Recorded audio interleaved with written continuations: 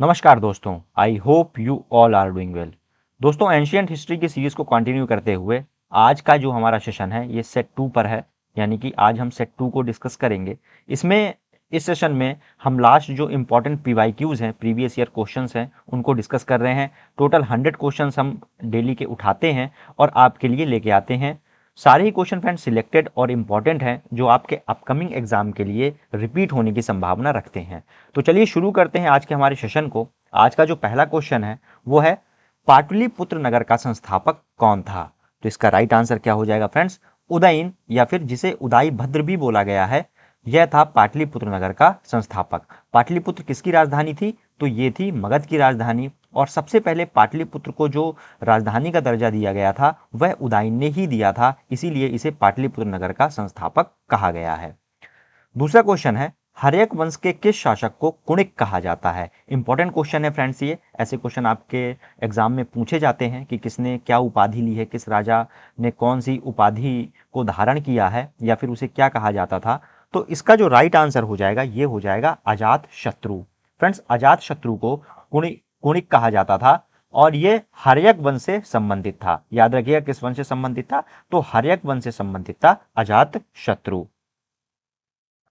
Next question है, किस शासक ने गंगा एवं सोन नदियों के संगम पर पाटलिपुत्र नामक नगर की स्थापना की थी? तो अभी हमने लास्ट क्वेश्चन में मैंने आपको बताया था कि उदयन जो था वह पाटलिपुत्र नगर का संस्थापक था, उसी ने सबसे पहले पाटलिपुत्र नगर को बसाया था। और किन किन नदियों के बीच स्थित है ये? तो जो बिहार क्षेत्र है गंगा और सोन नदी बेसिन का, वहां पर पाटलिपुत्र स्थित है, ये आप याद रखिएगा। नेक्स्ट क्वेश्चन है, शिशुनाग वंश का वह कौन सा शासक था जिसके समय में वैशाली में द्वितीय बौद्ध संगति, इंपॉर्टेंट क्वेश्चन है, 4 बौद्ध संगतियां हुई थी। तो इस क्वेश्चन में पूछा गया है कि बौद्ध संगति जो सेकेंड हुई थी उसका आयोजन किया था, और उसे काकवर्ण के नाम से भी जाना जाता था। काकवर्ण उसे क्यों बोला जाता था? क्योंकि जो उसका रंग था, उसके जो शरीर का रंग था वह कौवे के समान था, इस कारण से उसे यह काकवर्ण की उपाधि भी दी गई थी। तो इसका जो राइट आंसर हो जाएगा फ्रेंड्स ये हो जाएगा कालाशोक। कालाशोक ने द्वितीय बौद्ध संगति की जो उसका आयोजन है वो करवाया था, और इसे काकवर्ण के नाम से भी जाना जाता था। नेक्स्ट क्वेश्चन है, 323 ईसा पूर्व में सिकंदर महान की जो मृत्यु हुई थी वह कहां पर हुई थी? ये आपसे पूछा गया है। उस जगह का नाम क्या है ये आपसे पूछा गया है। तो इसका राइट आंसर क्या हो जाएगा? बेबीलोन में। बेबीलोन में फ्रेंड्स जो सिकंदर महान था उसकी मृत्यु हुई थी। फ्रेंड्स, जब सिकंदर महान भारत से युद्ध करके वापस लौट रहा था तभी रास्ते में ही उसकी मृत्यु हो गई थी, ऐसा मतलब दंत कथाओं में या फिर जो इतिहासकार हैं वो बोलते हैं। और वो जगह कौन सी थी? तो ये थी बेबीलोन। नेक्स्ट क्वेश्चन है, सिकंदर महान जिसे अलेक्जेंडर द ग्रेट हम बोलते हैं एवं पोरस और पुरु की सेनाओं ने निम्नलिखित में से किस नदी के सामने अपने तटों पर पड़ाव डाला था? यानी कि पड़ाव डालने का मतलब हुआ था कि किस नदी के किनारे जो इनका युद्ध है, जो आपस में ये भिड़े थे, तो किस नदी के किनारे हुआ था? तो इसका राइट आंसर हो जाएगा झेलम नदी के किनारे। झेलम नदी के किनारे फ्रेंड्स सिकंदर का और राजा पोरस का जो युद्ध था, और ये यहाँ पे युद्ध संपन्न हुआ था। कई सारी जो ग्रीक माइथोलॉजीज हैं और ग्रीक जो ग्रंथ है, ग्रीक इतिहासकार हैं, उसमें बोला जाता है कि सिकंदर महान जीता था। लेकिन कई सारे जो रिसर्च अभी हुई हैं, जो शोध हुए हैं, उसमें बोला गया था नहीं, ऐसा कुछ नहीं हुआ था। जो रिजल्ट था वो ड्रॉ था, यानी कि विन विन सिचुएशन थी, इसमें ना कोई जीता था ना कोई हारा था। और इसी कारण जो एक महान शासक था जो पूरी दुनिया को जीतने का सपना रखता था, वो भारत में आकर के क्यों लौट गया? जबकि उसका जो सपना था वो पूरी दुनिया को जीतने का था, लेकिन भारत में आया और फिर वो कैसे लौट गया? तो ये कुछ क्वेश्चंस हैं जो उठाते हैं कि सिकंदर जो था वो जीता नहीं था, जबकि जो मैच था वो विन विन सिचुएशन में था, ड्रॉ मैच था। और पिछले क्वेश्चन में हमने देखा कि फिर जो भारत से जब ये लौटा था तो बेबीलोन में ही इसकी मृत्यु हो गई थी। बढ़ते हैं नेक्स्ट क्वेश्चन की ओर। नेक्स्ट क्वेश्चन है, किस मृत भांड, जिसे हम पॉटरी बोलते हैं, नामक में द्वितीय नगरीकरण या शहरीकरण का प्रारंभ का प्रतीक माना गया है? इंपॉर्टेंट क्वेश्चन है और टफ क्वेश्चन है ये काफी। मोस्ट ऑफ द केसेस में ये क्वेश्चन, ऐसे क्वेश्चन नहीं पूछे जाते हैं, लेकिन वनडे एग्जाम में कभी कभी ऐसे क्वेश्चंस आ जाते हैं, और जो आपको अन्य अभ्यर्थियों के हिसाब से आगे रखेंगे, आपकी रैंक को बढ़ाएंगे, इस कारण से इस तरह के क्वेश्चंस को भी आप याद रखिएगा। इसका जो राइट आंसर हो जाएगा फ्रेंड्स ये है उत्तरी काले पॉलिशकृत बर्तन, यानी कि NBPW। ये जो बर्तन थे ये द्वितीय नगरीकरण यानी कि शहरीकरण के प्रारंभिक का प्रतीक थे। क्यों? क्योंकि आप यहाँ पर देखिए उत्तरी काले का मतलब होता है कि ये पकाए गए हुए थे, इनको पकाया गया था, मिट्टी को पकाया गया था और फिर जो इनका यूज़ है, फिर इसके बाद इनका यूज़ किया गया था। तो ये इस बात को दर्शाते हैं कि द्वितीय नगरीकरण हो चुका था। फर्स्ट नगरीकरण से मतलब क्या होता है, जो इंडस वैली सिविलाइजेशन जी, जो सिंधु घाटी सभ्यता थी, उसको हम बोलते हैं कि ये पहला नगरीकरण था। फर्स्ट सिविलाइजेशन, फर्स्ट सिविलाइज्ड जो सभ्यता थी वो थी इंडस वैली सिविलाइजेशन। और द्वितीय नगरीकरण के जो प्रमाण हैं वो सिद्ध होते हैं कि उत्तरी काले पॉलिशकृत बर्तन से, क्योंकि इनको पका करके अच्छे से बेहतरीन तरीके से यूज किया जाता था। नेक्स्ट क्वेश्चन है, पाली ग्रंथों में गांव के मुखिया को क्या कहा गया है? तो इसका राइट आंसर क्या हो जाएगा फ्रेंड्स? भोजक, या फिर कहीं कहीं ग्राम भोजक भी आपको मिलता है। तो पाली ग्रंथों में गांव के मुखिया को कहा गया है भोजक या फिर ग्राम भोजक। पाली ग्रंथों से जो काल का जो अनुमान है, तो ये आप क्या लगा सकते हैं, जो बौद्ध काल है, बुद्ध का जो काल है, उसे पाली जो पाली ग्रंथ हैं उसी समय में लिखे गए, उनका बोलबाला था। क्योंकि बुद्ध ने अपनी सारी जो स्पीचेस हैं वो पाली लैंग्वेज में ही दी थी, और उस समय जो ग्राम का प्रमुख होता था उसे हम भोजक या फिर ग्राम भोजक के नाम से जानते थे। नेक्स्ट क्वेश्चन है, उज्जैन का प्राचीन नाम क्या था? ये आपसे पूछा गया है, उज्जैन का प्राचीन नाम क्या था? इसका राइट आंसर हो जाएगा अवंतिका। अवंतिका था उज्जैन का प्राचीन नाम। नेक्स्ट क्वेश्चन है, नंद वंश का संस्थापक कौन था? इंपॉर्टेंट क्वेश्चन है, लास्ट सेट में भी हमने इसे डिस्कस किया था। इसका जो राइट आंसर हो जाएगा फ्रेंड्स, महापद्मनंद। महापद्मनंद जो था वह नंद वंश का संस्थापक था। वहीं मैं आपको एक चीज बताऊं, जो घनानंद था ये इसके बाद इसका सक्सेसर बना, जो कि सिकंदर का समकालीन था। सिकंदर का समकालीन होने के साथ साथ जो चंद्रगुप्त मौर्य का की जो युद्ध हुआ था चंद्रगुप्त मौर्य से, वो घनानंद से ही हुआ था। चाणक्य का अपमान भी इसी ने किया था, और ये आखिरी शासक था नंद वंश का। नेक्स्ट क्वेश्चन है, ग्रीक या यूनानी लेखकों द्वारा किसे अग्निमीज या फिर जेंडरमीज कहा गया है? इंपॉर्टेंट क्वेश्चन है ये आपके लिए। इसका जो राइट आंसर हो जाएगा फ्रेंड्स, ये है घनानंद। घनानंद को जो यूनानी ग्रंथ हैं, जो ग्रीक ग्रंथ हैं, उन्हें जेंडरमीज कहा गया है, घनानंद को। नेक्स्ट क्वेश्चन है, प्राचीन भारत में पहला विदेशी आक्रमण किनके द्वारा किया गया? ये भी इंपॉर्टेंट क्वेश्चन है। प्राचीन भारत में पहला जो विदेशी आक्रमण था, सबसे पहला विदेशी आक्रमण किनके द्वारा किया गया? तो ये थे ईरानी। ईरानियों के द्वारा सबसे पहला विदेशी आक्रमण किया गया था। नेक्स्ट क्वेश्चन है, प्राचीन भारत में दूसरा विदेशी आक्रमण और पहला यूरोपीय आक्रमण, याद रखिएगा इन दोनों में डिफरेंशिएट करिएगा कि ये जो था दूसरा विदेशी आक्रमण था और पहला यूरोपीय आक्रमण था, ये किनके द्वारा किया गया था? तो इसका राइट आंसर क्या हो जाएगा फ्रेंड्स? यूनानियों द्वारा, यानी कि जो ग्रीक्स थे उन्होंने किया था दूसरा जो आक्रमण था, और पहला यूरोपीय आक्रमण था। नेक्स्ट क्वेश्चन है, ईरान के खमनी वंश के किस शासक ने भारतीय भूभाग को जीतने के बाद उसे फारस साम्राज्य का 20वां प्रांत, जिसे हम उस समय छत्रपी बोलते थे, छत्रप बोलते थे, वो बनाया था? इसका राइट आंसर क्या हो जाएगा फ्रेंड्स? डेरियस।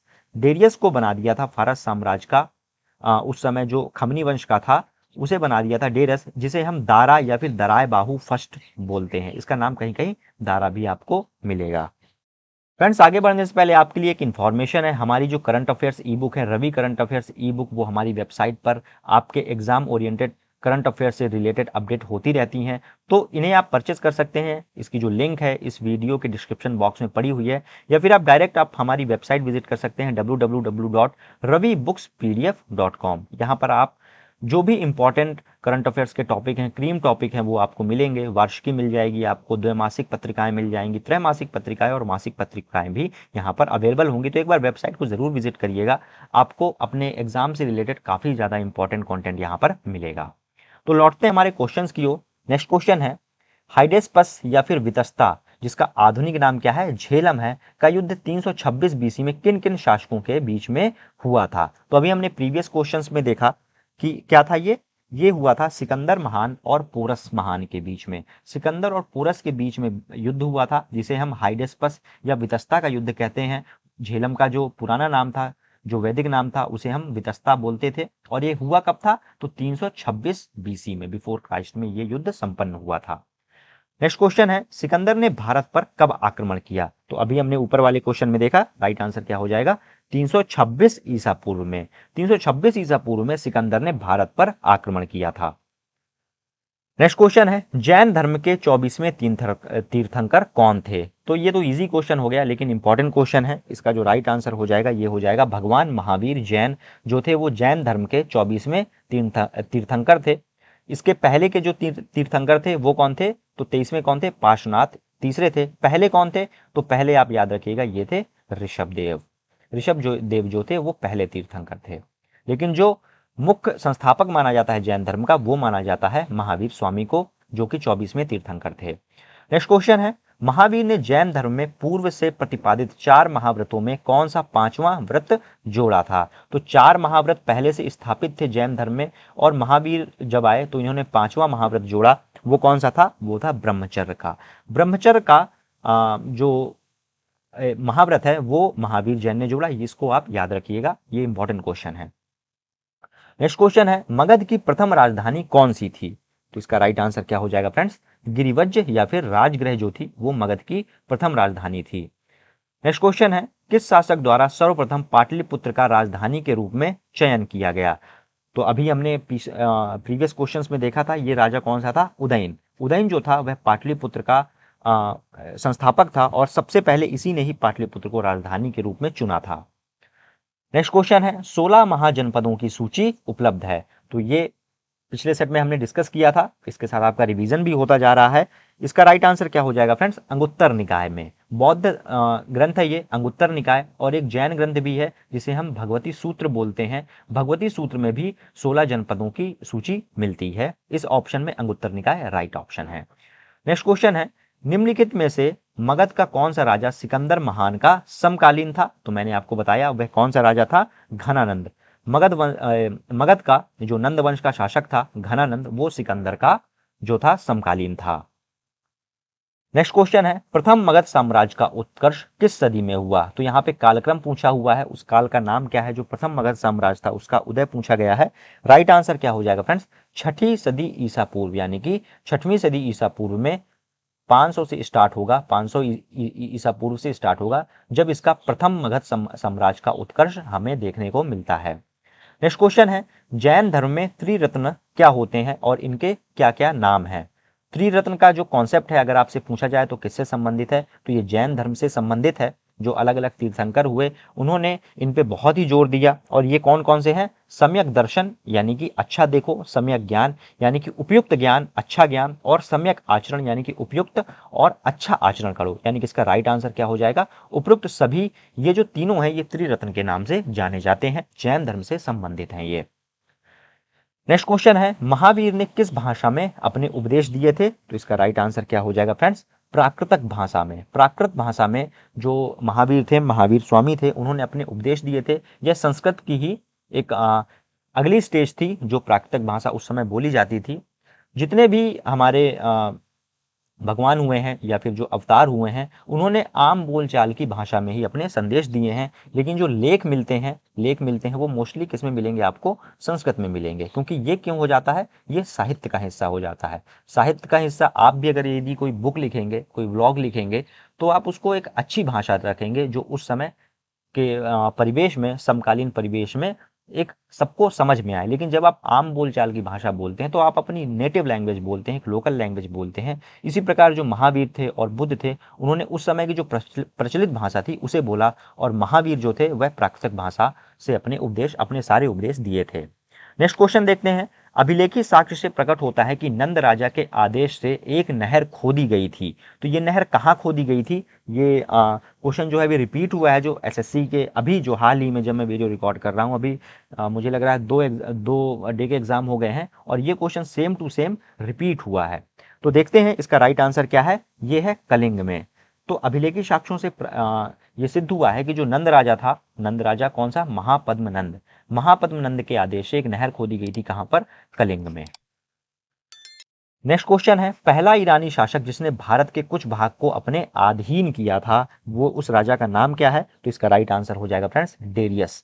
डेरियस या फिर दारा जिसे हम बोलते हैं, यह पहला ईरानी शासक था जिसने भारत के कुछ क्षत्रप को अपने अधीन कर लिया था और उसमें शासन किया था। नेक्स्ट क्वेश्चन है, मगध के राजा अजातशत्रु का किस गणराज्य के साथ युद्ध रहा? तो इसका राइट आंसर क्या हो जाएगा फ्रेंड्स? वज्जी। जिसकी जो राजधानी थी वैशाली थी, उसका जो अजातशत्रु के साथ युद्ध चलता रहा, लगातार युद्ध चलता रहा और लास्ट में जो मगध था उसने वज्जी को जीत लिया था और अपने आप में मिला लिया था। नेक्स्ट क्वेश्चन है, वज्जी संघ के विरुद्ध मगध राज्य के किस शासक ने प्रथम बार रथमूसल, एक ऐसा रथ जिसमें गदा जैसा हथियार जुड़ा होता है, तथा महाशिला कंटक, पत्थर फेंकने वाला युद्ध यंत्र नामक गुप्त हथियारों का प्रयोग किया था। अच्छा, इससे जुड़ी आपने यदि बाहुबली मूवी देखी होगी, बाहुबली मूवी देखी होगी तो वहां पे ऐसे कॉन्सेप्ट का यूज किया गया है। तो आप जो ये ऐसे नाम है और इनका जो डिस्क्रिप्शन दिया गया है तो आप वहाँ रिलेट कर सकते हैं कि किस प्रकार के युद्ध उस समय यूज होते थे, इतने सालों पहले, इतने हजार सालों पहले वहाँ पर ऐसे कॉन्सेप्ट यूज होते थे। हालांकि इसका जो राइट आंसर है फ्रेंड्स, इसका राइट आंसर हो जाएगा अजातशत्रु। अजातशत्रु मगध का राजा था जिसने वज्जी संघ पर ऐसे खतरनाक हथियारों का प्रयोग किया था। नेक्स्ट क्वेश्चन है, नंद वंश का अंतिम सम्राट कौन था? तो इसका राइट आंसर आप सबको पता है, घनानंद जो था वह नंद वंश का आखिरी सम्राट था। इसके बाद मौर्य वंश आ गया था, चंद्रगुप्त मौर्य प्रथम साम्राज्य जो राजा था वह बना था किसकी सहायता से? चाणक्य की सहायता से। नेक्स्ट क्वेश्चन है, भारत में सिक्कों और मुद्रा का प्रचलन कब से प्रारंभ हुआ? तो ये आपसे पूछा गया है। इसका राइट आंसर क्या हो जाएगा फ्रेंड्स? 600 ईसा पूर्व से। 600 ईसा पूर्व से मुद्राओं का प्रचलन चालू हो गया था। मौर्य काल जब थोड़ा सा उत्कर्ष में था उस समय मुद्राओं का प्रचलन चालू हो गया था, क्योंकि वस्तु विनिमय प्रणाली से ज़्यादा फायदा हो नहीं रहा था लोगों को, तो और धातुओं का ज्ञान पूरी तरीके से हो चुका था। जो टकसालें थीं वो निर्मित होने लगी थीं, व्यापारियों को ज़्यादा फायदा होने लगा था, कृषि अधिशेष भी बढ़ गया था, तो इस समय में मुद्राओं की आवश्यकता महसूस हुई और मौर्य काल में मुद्राओं का प्रचलन चालू हो गया था। नेक्स्ट क्वेश्चन देखते हैं, निम्न राजाओं पर विचार करिए। पहला है अजातशत्रु, दूसरा है बिंदुसार और तीसरा है प्रसेनजीत। आपसे पूछा गया है कि इनमें से कौन कौन से बुद्ध के समकालीन थे? तो इसका राइट आंसर क्या हो जाएगा फ्रेंड्स? 1 और 3, यानी कि अजातशत्रु और प्रसेनजीत जो थे वह किसके थे? बुद्ध के समकालीन थे। बिंदुसार तो काफी पहले का है, हर्यक वंश से संबंधित है ये, तो ये बुद्ध का समकालीन नहीं है। केवल अजातशत्रु और प्रसेनजीत जो है वह बुद्ध के समकालीन है। और प्रसेनजीत ने बुद्ध को अपना जो राजाशय है, राजाशय भी दिया था। कुछ सालों तक बुद्ध इनके यहाँ रुके भी थे और यहाँ पर रह के अपने उपदेश भी दिए थे, जो भी उनके डेसिपल्स थे, जो भी उनके फॉलोअर्स थे इस राजा के शासन में। नेक्स्ट क्वेश्चन है, 6ठी सदी ईसा पूर्व के दौरान बड़े राज्यों के उदय का मुख्य कारण क्या था? तो ये काफी इंपॉर्टेंट क्वेश्चन है। इसका जो राइट आंसर हो जाएगा फ्रेंड्स, राइट आंसर है इसका उत्तर प्रदेश और बिहार में व्यापक पैमाने पर लोहे का उपयोग। ये मुख्य कारण था जब बड़े राज्यों का उदय हुआ, क्योंकि लोहे के उपयोग के कारण से ही जो आर्थिक गतिविधियां हैं वो धीरे धीरे बढ़ने लग गई, लोगों के पास मुद्राएं आने लग गई, तो जो सेना है उसको बढ़ाने के लिए हमारे पास आर्थिक संसाधन पर्याप्त मात्रा में हो गए। साथ ही साथ जो भी अस्त्र थे कृषि के, जिस प्रकार के भी यूज होते थे, जैसे हल हो गया या फिर जो जिससे हम खोदते हैं, उस प्रकार के जो अस्त्र हैं वो बनाना इजी हो गए थे। किसके कारण से? लोहे के कारण से। तो इस कारण से बड़े राज्यों का उदय चालू हो गया था। नेक्स्ट क्वेश्चन है, मगध सम्राट बिंबिसार ने अपने राजवैद्य जीवक को किस राज्य के राजा की चिकित्सा के लिए भेजा था? तो इंपॉर्टेंट क्वेश्चन है ये। इसका जो राइट आंसर हो जाएगा वो थे अवंती के राजा। अवंती के राजा के पास भेजा था राजवैद्य जीवक को। अगर आपसे पूछा जाए कि राजवैद्य जीवक किस सम्राट के राजवैद्य थे, तो आप याद रखिएगा ये थे सम्राट बिंबिसार के राजवैद्य थे जीवक। और बिंबिसार ने इनको किसके पास भेजा था? तो अवंती जो गणराज्य था वहां भेजा था, वहां के राजा की चिकित्सा के लिए। नेक्स्ट क्वेश्चन है, किस शासक ने अवंती को जीतकर मगध का हिस्सा बना लिया था? तो इसका राइट आंसर क्या हो जाएगा फ्रेंड्स? शिशुनाग ने। शिशुनाग ने मगध को जीत करके अवंती को जीत करके मगध का हिस्सा बना लिया था। ये इंपॉर्टेंट क्वेश्चन है, आप याद रखिएगा। नेक्स्ट क्वेश्चन है, किस मगध सम्राट ने अंग का विलय करके अपने राज्य में कर लिया था? तो उस समय जो 16 महाजनपद थे धीरे धीरे घट करके एक बड़े महाजनपद के रूप में, और उस समय बड़े महाजनपद जैसे मगध हो गया, लिच्छवी हो गया, ऐसे जो बड़े महाजनपद थे वो छोटे महाजनपदों पर आक्रमण करके अपने साम्राज्य को बड़ा कर रहे थे। तो यही आपसे पूछा गया है कि अंग महाजनपद को किस सम्राट ने मगध में मिला लिया था? तो इसका राइट आंसर क्या हो जाएगा फ्रेंड्स? बिंबिसार ने। बिंबिसार ने अंग महाजनपद को मगध सम्राट में मिला लिया था। नेक्स्ट क्वेश्चन है, शिशुनाग ने किस राज्य का विलय मगध साम्राज्य में नहीं किया था? उसे जीत लिया था लेकिन फिर उसे क्षमा याचना दे दी थी। तो इसका राइट आंसर क्या हो जाएगा? राइट आंसर है फ्रेंड्स इसका काशी को। काशी जो है भगवान विश्वनाथ की भूमि, उसको जीत करके अपने मगध साम्राज्य में नहीं मिलाया था, जबकि वहां पर इसने दया का भाव दिखा करके उसे मुक्त कर दिया था। नेक्स्ट क्वेश्चन है, काशी और लिच्छवी का विलय मगध साम्राज्य में किसने किया था? राइट आंसर इसका हो जाएगा फ्रेंड्स अजातशत्रु ने। अजातशत्रु ने काशी और लिच्छवी का विलय मगध साम्राज्य में कर लिया था। पहले मगध साम्राज्य को शिशुनाग ने जीता था, लेकिन उसे अपने में नहीं मिलाया, लेकिन जब जो अजातशत्रु था उसने काशी और लिच्छवी का विलय कर लिया था। नेक्स्ट क्वेश्चन है, मगध साम्राज्य के बारे में कौन सा सही नहीं है? तो यहाँ पे स्टेटमेंट कुछ दी हुई है, आप इन स्टेटमेंट को पढ़िए। जो राइट आंसर है फ्रेंड्स इसका, राइट आंसर है इसका इनमें से कोई नहीं। इनमें से कोई नहीं क्यों? क्योंकि अब मैं आपको पूरी स्टेटमेंट पढ़ के समझाता हूं। पुराणों एवं महाकाव्यों के अनुसार इसकी स्थापना बृहद्रथ ने की थी, तो ये सही बात है, बृहद्रथ ने मगध साम्राज्य की स्थापना की थी। महापद्मनंद ने इसे सर्वाधिक विस्तार प्रदान किया था, सर्व छत्रातक, क्षत्रियों का अंत करने वाला तथा एकराट की जो उपाधि है वो धारण की थी, ये भी सही है। गिरिवज्र, राजगृह, पाटलिपुत्र, वैशाली क्रमशः इसकी 4 राजधानियां थी, तो ये भी सही है। गिरिवज्र सबसे पहली राजधानी थी, राजगृह उसके बाद राजधानी बनी, पाटलिपुत्र को उदयन ने राजधानी बनाया और फिर लास्ट जो राजधानी थी वो थी वैशाली। तो इनमें से कोई नहीं इसका राइट आंसर है। नेक्स्ट क्वेश्चन है, सिकंदर के आक्रमण के समय उत्तर भारत पर निम्नलिखित राजवंशों में किस एक का शासन था? तो इसका राइट आंसर क्या हो जाएगा फ्रेंड्स? नंद वंश का शासन था उस समय, जिस समय सिकंदर ने आक्रमण किया था। और इसी आक्रमण को सचेत करने के लिए चाणक्य उस समय घनानंद के पास गए थे, लेकिन उनको उनकी बेइज्जती कर करके घनानंद ने उन्हें भगा दिया था। नेक्स्ट क्वेश्चन है, निम्नलिखित में से कौन सा एक ईसा पूर्व 6ठी सदी में प्रारंभ में भारत का सर्वाधिक की गई शक्ति का नगर राज्य था? यानी कि उस समय सर्वाधिक शक्ति वाला नगर राज्य कौन सा था, ये आपसे पूछा गया है। तो राइट आंसर क्या हो जाएगा फ्रेंड्स? मगध जो था सर्वाधिक, सबसे बड़ा, सबसे अच्छी सेना थी इनके पास, और उस समय जो राजा का जो लीडरशिप थी उस समय सबसे अच्छी थी 6वीं सदी में। नेक्स्ट क्वेश्चन है, महावीर का जन्म कहाँ हुआ था? तो काफी इजी क्वेश्चन है ये आपके लिए। राइट आंसर क्या हो जाएगा फ्रेंड्स? वैशाली। वैशाली में महावीर स्वामी का जन्म हुआ था। नेक्स्ट क्वेश्चन है, निम्न में से कौन सा एक सिकंदर के आक्रमण का प्रभाव नहीं था? तो इसका राइट आंसर क्या हो जाएगा? स्टेटमेंट दी हुई है, इसका राइट आंसर है फ्रेंड्स, उसने भारत को यूनान की रियासत बनाया था। तो ऐसा नहीं किया था उसने, भारत को यूनान की रियासत नहीं बताया था, जबकि जो जीतते जीतते वो आया था, तो जैसे अफगानिस्तान वाला रीजन हो गया, पाकिस्तान वाला रीजन हो गया, तो यहाँ पे इन्होंने छत्रपों के निर्माण किए थे और जो उसके सेनापति थे उनको दे दिया था। नेक्स्ट क्वेश्चन है, निम्नलिखित में से किस राज्य में गणतंत्रात्मक शासन व्यवस्था नहीं थी? तो निम्न जो 16 महाजनपद थे उनमें से किसमें गणतंत्रात्मक शासन व्यवस्था नहीं थी? तो इसका राइट आंसर हो जाएगा मगध राज्य में गणतंत्रात्मक व्यवस्था नहीं थी। यहाँ पर जो राजा होता था उसी के जो वंशानुगत होता था वहां पर राजा बनता था, लेकिन जो कपिलवस्तु के शाक थे जिससे संबंधित है महात्मा बुद्ध, कुशीनगर के मल्ल हैं और वैशाली के लिच्छवी, यहाँ ये जो गणराज्य महाजनपद थे, यहाँ पे गणतंत्रात्मक व्यवस्था का शासन था। नेक्स्ट क्वेश्चन है, निम्नलिखित में से किसे सेनिया, जिसे हम क्या बोलते हैं, नियमित और स्थायी सेना रखने वाला कहा जाता था? इसका राइट आंसर क्या हो जाएगा फ्रेंड्स? बिंबिसार। बिंबिसार को सेनिया बोला जाता था क्योंकि इसकी जो सेना थी वह बहुत ही नियमित और स्थायी सेना थी। नेक्स्ट क्वेश्चन देखते हैं, निम्नलिखित में से किसे उग्रसेन, उग्रसेन मतलब भयानक सेना का स्वामी कहा जाता है? तो इसका राइट आंसर हो जाएगा महापद्म नंद को, जो नंद वंश का संस्थापक था उसे उग्रसेन की उपाधि दी गई है। नेक्स्ट क्वेश्चन है, डेरियस या फिर दाराबाहु फर्स्ट ने 1516 बीसी में सिंधु के तटवर्ती भूभाग को जीतकर उसे ईरान का 20वां क्षत्रप प्रांत बनाया था, उससे कितना राजस्व प्राप्त होता था? तो इंपॉर्टेंट क्वेश्चन है ये काफी, और टफ क्वेश्चन भी है।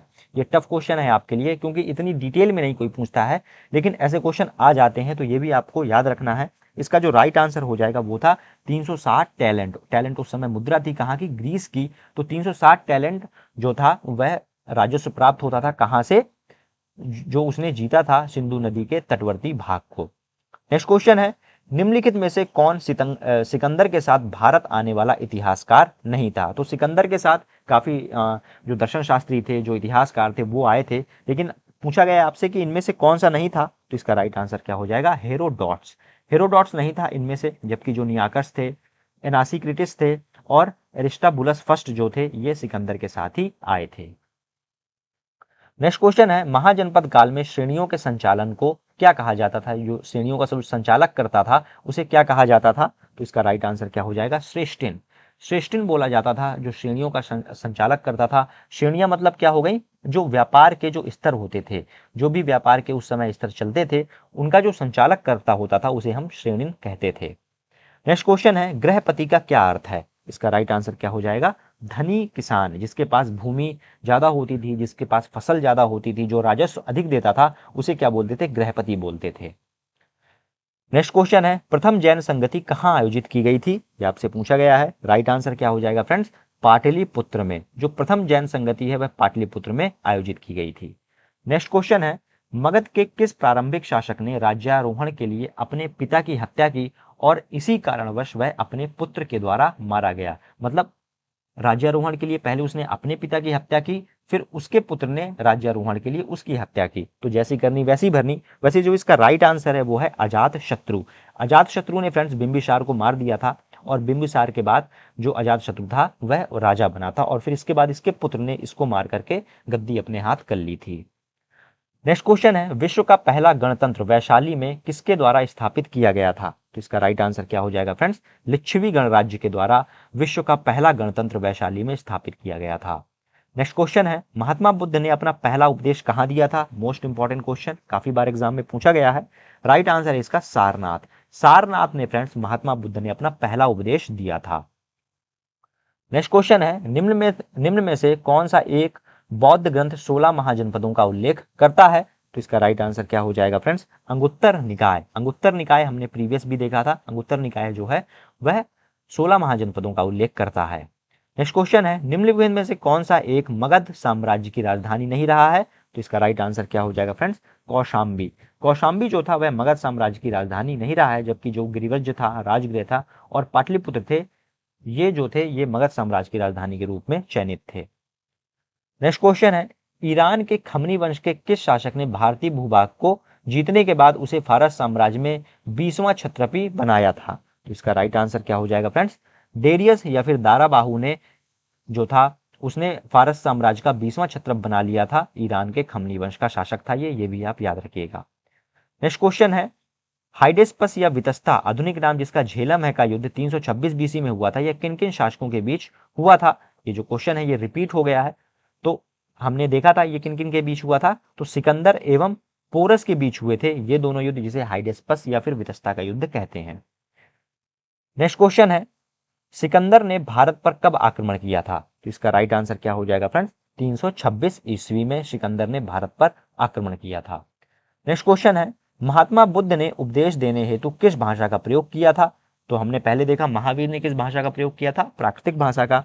और जो महात्मा बुद्ध थे उन्होंने पाली भाषा का उपयोग किया था उपदेश देने के लिए। नेक्स्ट क्वेश्चन है, जैन परंपरा के अनुसार जैन धर्म में कुल कितने तीर्थंकर हुए हैं? तो ये आपसे पूछा गया है। राइट आंसर क्या हो जाएगा इसका फ्रेंड्स? 24 कुल तीर्थंकर हुए हैं जैन साहित्य के अनुसार, जैन परंपरा के अनुसार। जो लास्ट तीर्थंकर थे वो कौन से थे? वो थे महावीर स्वामी। पहले जो तीर्थंकर थे वो कौन थे? वो थे ऋषभदेव। नेक्स्ट क्वेश्चन है, जो त्रिपिटक धर्म ग्रंथ है यह किससे संबंधित है? तो इसका राइट आंसर क्या हो जाएगा फ्रेंड्स? बौद्धों से संबंधित हैं। जो त्रिपिटक बौद्ध ग्रंथ है वो बौद्धों से संबंधित हैं, ये आप याद रखिएगा। और जो त्रिरत्न है, त्रिरत्न किससे संबंधित है? ये संबंधित है जैनियों से। नेक्स्ट क्वेश्चन है, बौद्ध ने निम्नलिखित में से किस स्थान पर महापरिनिर्वाण मृत्यु प्राप्त की थी? तो इसका राइट आंसर क्या हो जाएगा फ्रेंड्स? कुशीनारा और कुशीनगर में। इस समय वहां का जो राज्यभार था वह किसके हाथों में था? तो वो जो मल्ल थे उस समय के, जो मल्लों के हाथों में था, और वहीं पर ही इनकी जो महापरिनिर्वाण या फिर समाधि इन्होंने ली थी, कुशीनारा या कुशीनगर में। नेक्स्ट क्वेश्चन है, किस शासक ने बौद्धों के लिए विख्यात विक्रमशिला विश्वविद्यालय की स्थापना की थी? तो ये थे धर्मपाल। धर्मपाल ने किया था जो विख्यात विक्रमशिला विश्वविद्यालय था, नालंदा, तक्षशिला और विक्रमशिला विश्वविद्यालय उस समय के शिक्षा के काफी बड़े जो गढ़ माने जाते थे, और जो विक्रमशिला था वह स्थापित किया था धर्मपाल ने। नेक्स्ट क्वेश्चन है, किसके द्वारा तृतीय बौद्ध संगति को संरक्षण प्रदान किया गया था? इसका राइट आंसर क्या हो जाएगा फ्रेंड्स? अशोक के द्वारा। जो अशोक था उसके द्वारा तृतीय बौद्ध संगति का आयोजन किया गया था। नेक्स्ट क्वेश्चन है, बौद्ध ग्रंथ पिटकों की रचना निम्नलिखित में से किस भाषा में की गई है? तो आप सबको पता है पाली उस समय प्रचलित भाषा थी, और जो त्रिपिटक थे उनको पाली भाषा में ही लिखा गया है। नेक्स्ट क्वेश्चन है, किस शासक के शासनकाल में नेपाल में बौद्ध धर्म का गमन हुआ था? ये आपसे पूछा गया है। राइट आंसर जो हो जाएगा इसका अशोक के द्वारा नेपाल हो गया, श्रीलंका हो गया, कंबोडिया हो गया, म्यांमार हो गया और जो तिब्बत वाला रीजन है वहां पर उसने अपने दूत भेजे थे। तो अशोक के शासनकाल में नेपाल में बौद्ध धर्म का गमन हुआ था। नेक्स्ट क्वेश्चन है सांची क्यों विख्यात है? एमपी में पड़ता है ये, और ये क्यों विख्यात है? तो ये विख्यात है अपने सबसे बड़ा बौद्ध स्तूप के कारण। बौद्ध स्तूप है यहाँ पे, सांची का स्तूप आपने सुना होगा, और ये इसी कारण अपने आप में विख्यात है। अशोक ने इसे बनवाया था। कहते हैं अशोक ने 84,000 बौद्ध स्तूपों का निर्माण करवाया था, जिसमें से अभी तक कुछ ठोस प्रमाण तो नहीं मिले हैं, लेकिन जो साहित्य में मिलता है वो मिलता है 84,000 बौद्ध स्तूपों का निर्माण करवाया था, जिसमें से एक सांची का स्तूप भी शामिल है। नेक्स्ट क्वेश्चन है महावीर का जन्म किस क्षत्रिय गोत्र में हुआ था, किस क्षत्रिय वंश में हुआ था? राइट आंसर हो जाएगा इसका जांत्रिक क्षत्रिय वंश में हुआ था महावीर का जन्म। नेक्स्ट क्वेश्चन है महावीर की माता कौन थी? ये आपसे पूछा गया है। राइट आंसर हो जाएगा फ्रेंड्स त्रिशाला। त्रिशला जो था वो महावीर स्वामी की माता जी का नाम था। नेक्स्ट क्वेश्चन है गौतम बुद्ध द्वारा अपने धर्म में दीक्षित किया जाने वाला अंतिम व्यक्ति निम्नलिखित में से कौन था? तो जो इनका आखिरी फॉलोअर था ये आपसे पूछा गया है कौन था। राइट आंसर जो इसका हो जाएगा ये थे सुभद्र। जो सुभद्र थे वह गौतम बुद्ध द्वारा अपने धर्म में दीक्षित किए जाने वाले अंतिम व्यक्ति थे। नेक्स्ट क्वेश्चन है ये इस ऑप्शन में आपको बताना है कि इनमें से प्राचीनतम विश्वविद्यालय कौन था? तो राइट आंसर क्या हो जाएगा? नालंदा। नालंदा जो था वह प्राचीनतम विश्वविद्यालय था। अगर कहीं तक्षशिला लिखा होता तो नालंदा की जगह तक्षशिला सबसे पुराना विश्वविद्यालय के रूप में हम सिलेक्ट करते। नेक्स्ट क्वेश्चन है किस भाषा का ज्यादा प्रयोग बौद्धवाद के प्रचार के लिए किया गया था? राइट आंसर हो जाएगा फ्रेंड्स पाली। पाली भाषा का प्रयोग किया गया था बौद्धवाद के प्रचार के लिए, और बुद्ध ने अपने जितने भी जो भी उपदेश दिए हैं, जो भी उस समय के ग्रंथ थे, वो पाली में ही लिखे गए हैं। नेक्स्ट क्वेश्चन है महावीर की मृत्यु कहाँ हुई थी? तो इसका राइट आंसर क्या हो जाएगा फ्रेंड्स? पावापुरी में। पावापुरी भी मल्लों के अधीन आता था, ये भी आप याद रखिएगा। तो पावापुरी में जो महावीर थी उनको समाधि की प्राप्ति हुई थी, उनको निर्माण मिला था। याद रखिएगा पावापुरी में महावीर की मृत्यु हुई थी। नेक्स्ट क्वेश्चन है जैनियों के पहले तीर्थंकर कौन थे? तो मैं आपको कई बार बता चुका हूं ये कौन थे। ऋषभदेव जो थे जैनियों के पहले तीर्थंकर थे। टोटल 24 तीर्थंकर हैं, और लास्ट तीर्थंकर या फिर जैन धर्म के वास्तविक संस्थापक कौन थे? वो थे महावीर स्वामी। नेक्स्ट क्वेश्चन है मठ और स्तूप किस धर्म से संबंधित हैं? तो मठ, स्तूप हो गया, चैत्य हो गए और विहार हो गए, ये किससे संबंधित हैं? तो ये संबंधित हैं बौद्ध धर्म से। मठ, स्तूप, चैत्य, विहार ये सब बौद्ध धर्म से संबंधित हैं। नेक्स्ट क्वेश्चन है बौद्ध धर्म और जैन धर्म दोनों के उपदेश किसके शासनकाल में दिए गए थे? तो मोस्ट इंपॉर्टेंट क्वेश्चन है ये इसका मतलब क्या हुआ कि जब महात्मा बुद्ध भी थे और महावीर स्वामी भी थे। महावीर स्वामी जब दोनों थे, यह उस समय किसका शासनकाल था? तो इसका राइट आंसर क्या हो जाएगा? बिंबिसार का। बिंबिसार का शासनकाल था उस समय जब महात्मा बुद्ध और महावीर स्वामी दोनों के उपदेश दिए गए थे। नेक्स्ट क्वेश्चन है फ्रेंड्स गौतम बुद्ध ने अपना प्रथम उपदेश कहां दिया था? तो इसका राइट आंसर क्या हो जाएगा फ्रेंड्स? सारनाथ में। सारनाथ में दिया था गौतम बुद्ध ने अपना प्रथम उपदेश। नेक्स्ट क्वेश्चन है बौद्ध धर्म ग्रहण करने वाली पहली महिला कौन थी? मोस्ट इंपॉर्टेंट क्वेश्चन है ये आपके लिए। इसका जो राइट आंसर है ये है महाप्रजापति गौतमी, जिन्होंने महात्मा बुद्ध की कहते हैं ये मौसी थी, और इन्होंने ही महात्मा बुद्ध को बड़ा किया था, और ये पहली महिला बनी थी बौद्ध धर्म को अपनाने वाली, और ये पहली महिला ही थी जिनके बुद्ध ने जिन्हें उपदेश दिया था। बुद्धों ने पहले क्या किया? स्त्रियों को वर्जित किया था उपदेश देने के लिए, जहाँ पे वे भी उपदेश देते थे। लेकिन जो उनका एक फॉलोअर था जिसका नाम क्या था? उपाली।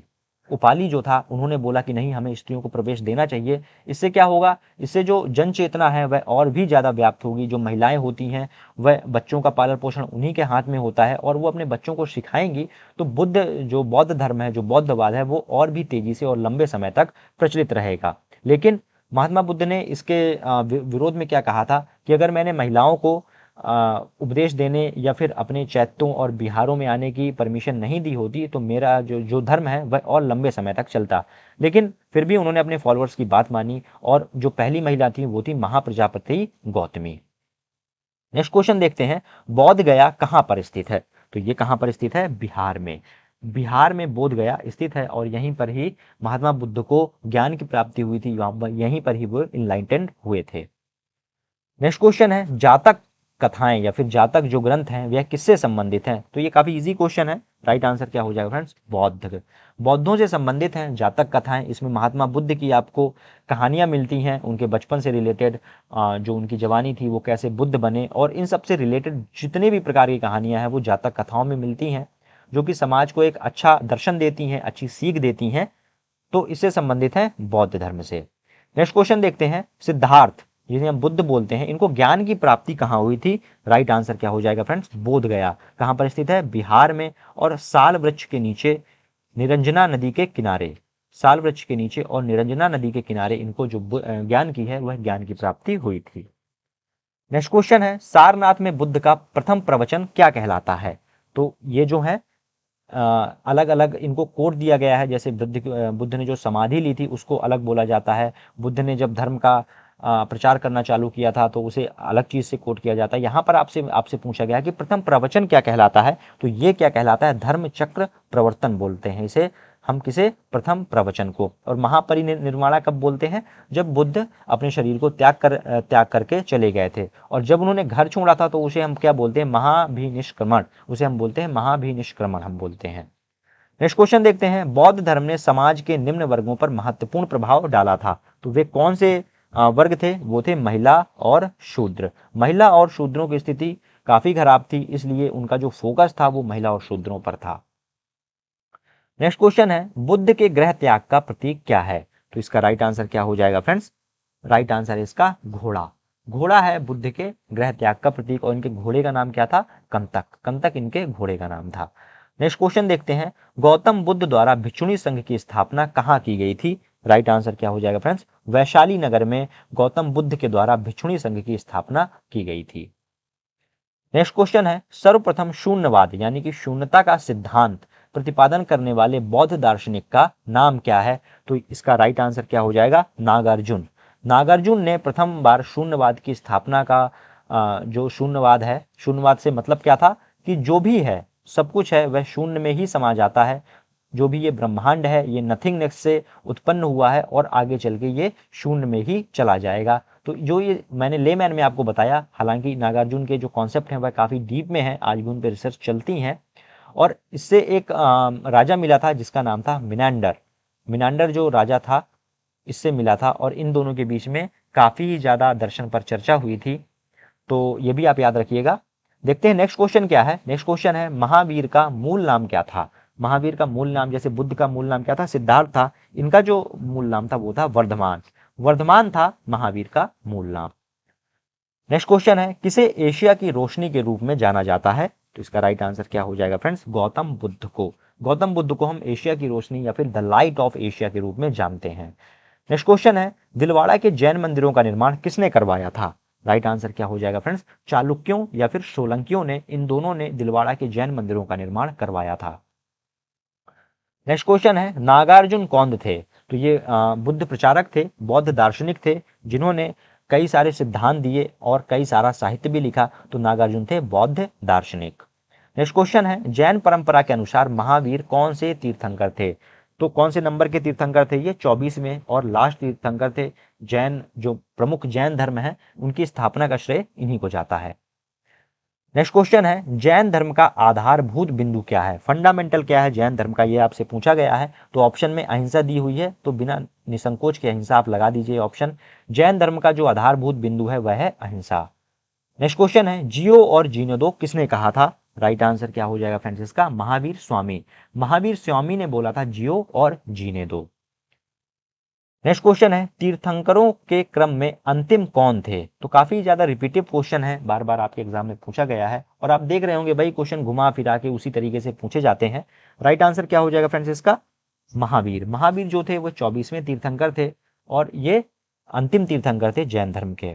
नेक्स्ट क्वेश्चन है, जैन धर्म में पूर्ण ज्ञान के लिए क्या शब्द है? पूर्ण ज्ञान के लिए क्या शब्द है? कैवल्य। इसीलिए हम महावीर स्वामी को कैवल्य बोलते हैं, कैवल्या बोलते हैं, क्योंकि उन्हें पूर्ण ज्ञान की प्राप्ति हो गई थी, और जैन धर्म में पूर्ण ज्ञान के लिए शब्द है कैवल्य। नेक्स्ट क्वेश्चन है, महावीर स्वामी का जन्म कहां पर हुआ था? राइट आंसर क्या हो जाएगा फ्रेंड्स इसका? कुंडग्राम में, कुंडल ग्राम या फिर कुंडग्राम में हुआ था महावीर स्वामी का जन्म। और जो इनकी मृत्यु हुई थी, जो समाधि इन्होंने ली थी, वो कहां पर ली थी? तो वो ली थी पावापुरी में। पावापुरी में इनकी मृत्यु हुई थी। नेक्स्ट क्वेश्चन देखते हैं, कनिष्क के शासनकाल में चतुर्थ बौद्ध संगति सभा किस नगर में आयोजित की गई थी? तो सबसे पहले कनिष्क के शासनकाल में हुआ था, ये कुषाण राजा था जिन्होंने जो चतुर्थ बौद्ध संगति थी उसकी स्थापना करवाई थी, उसका आयोजन करवाया था। इसका जो राइट आंसर है वो है कुंडलवन कश्मीर में। कुंडलवन कश्मीर में जो चतुर्थ बौद्ध संगति हुई थी उसका जो आयोजन कनिष्क ने कराया था, और कनिष्क के नाम पर ही कश्मीर का नाम पड़ा है। नेक्स्ट क्वेश्चन है, तृतीय बौद्ध संगति कहां पर आयोजित हुई थी? तो इसका राइट आंसर क्या हो जाएगा फ्रेंड्स? पाटलिपुत्र में। अशोक ने तृतीय बौद्ध संगति का आयोजन कराया था, और ये कहां पर आयोजित हुई? पाटलिपुत्र में। देखते हैं आज का लास्ट क्वेश्चन क्या है फ्रेंड्स। लेकिन उससे आगे बढ़ने से पहले, अगर आपको सेशन अच्छा लगा हो, आपको क्वेश्चंस के लेवल अच्छे लगे हों, आपके एग्जाम ओरिएंटेड लगे हों, मैंने काफ़ी मेहनत करके मैं ये सेशन आपके लिए बनाता हूं, तो इस वीडियो को लाइक जरूर करिएगा और चैनल को सब्सक्राइब करिएगा, अपने फ्रेंड्स के साथ भी शेयर करिएगा। देखते हैं लास्ट क्वेश्चन क्या है। अशोक के शासनकाल में बौद्ध संगति किस नगर में आयोजित की गई थी? राइट आंसर क्या है? पाटलिपुत्र में। पाटलिपुत्र में की गई थी तृतीय बौद्ध संगति का आयोजन। ऊपर ही हमने देखा, और किसके शासन काल में हुआ था? तो ये अशोक के शासन काल में हुआ था। फ्रेंड्स, अगर आपने सारे क्वेश्चन सीरियसली किए होंगे तो मैंने आपके लिए 2 टेस्ट क्वेश्चन रखे हैं, उनके जो आंसर है आप मुझे कमेंट बॉक्स में दीजिएगा। आपका पहला टेस्ट क्वेश्चन है, बौद्ध धर्म ग्रहण करने वाली पहली महिला कौन थी? आपके ऑप्शन है यशोधरा, महामाया, महाप्रजापति गौतमी या फिर बिंबा। नेक्स्ट क्वेश्चन है आपका टेस्ट का, बोध गया स्थित है पश्चिम बंगाल में, उड़ीसा में, बिहार में या फिर आसाम में। फ्रेंड्स, अगर आपको सेशन अच्छा लगा हो तो लाइक करिएगा। आज के सेशन में बस इतना ही, तब तक के लिए धन्यवाद। जय हिंद।